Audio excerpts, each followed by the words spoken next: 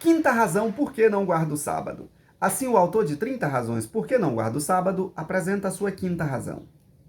A palavra lei, em nenhuma das 400 vezes que ocorre na Bíblia, se refere somente ao Decálogo, onde encontramos a guarda do sábado. E ele continua. Paulo, o maior argumento contra os sabatistas, diz em seus ensinos que a lei foi por Cristo desfeita, riscada, tirada de nosso meio e cravada na cruz. Ele então apresenta dois textos, Efésios capítulo 2:15 e Colossenses 2:14. Efésios 2:15, lemos assim: anulando em seu corpo a lei dos mandamentos expressa em ordenança. O objetivo dele era criar em si mesmo um novo homem, fazendo a paz.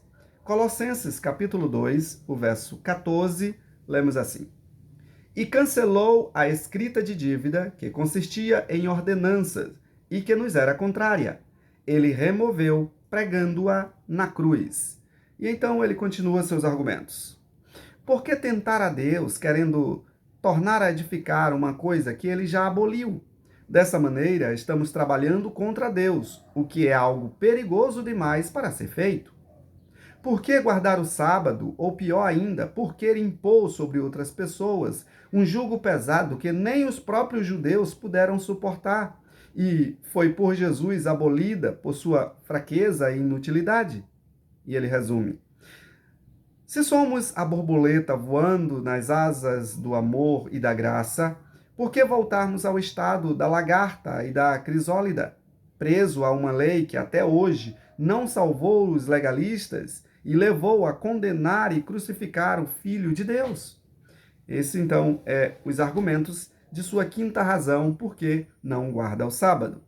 E aqui nós precisamos, de uma forma clara, concordar com a primeira leitura, que é a palavra lei, de todas as 400 vezes, ou até mais de 400 vezes que aparece na Bíblia, essa palavra, ela não está ligada apenas ao Decálogo. Porque, como nós já vimos em outras razões, em outros momentos, a lei, a palavra lei ali, está mencionada para várias coleções de mandamentos, e são eles diversos. Por exemplo, nós temos ali no livro de Levítico e no livro de Êxodo, e principalmente no livro de Deuteronômio, quando é uma repetição de várias leis, né, especificamente, é um resumo de todas as leis descritas em Êxodo e também descritas em Levítico. Esse é o objetivo do livro de Deuteronômio. Nós temos ali leis que regia, né, a nação de Israel, lembrando que a nação de Israel ela era regida por um sistema teocrático, onde Deus era ali o principal líder da nação, e então ele instituía as leis. Ali nós temos leis específicas para o estabelecimento da nação, ou seja, as leis civis da nação.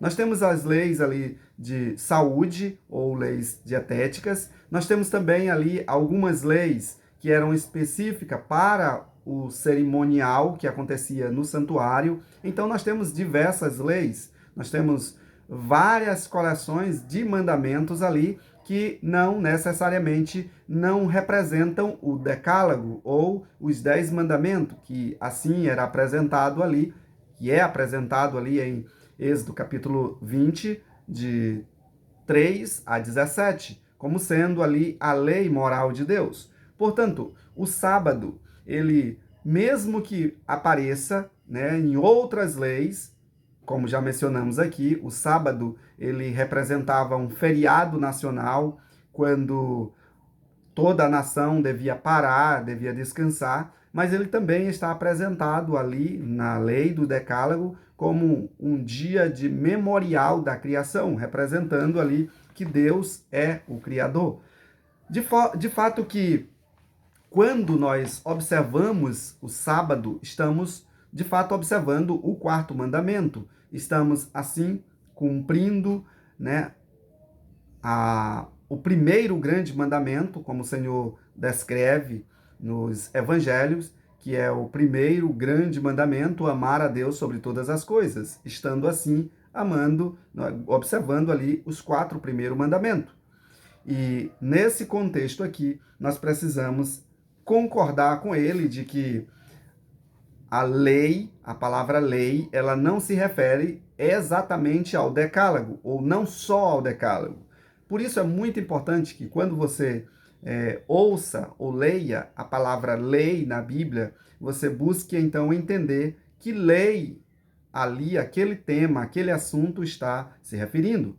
O assunto, nós já vimos aqui em outros momentos, que o assunto que Paulo mais combatia era exatamente o fim da lei cerimonial, a lei que consistia em mandamentos, em ordenanças, aquela que regia todo o santuário, inclusive a morte do carneirinho diariamente e uma vez por ano a morte de um bode.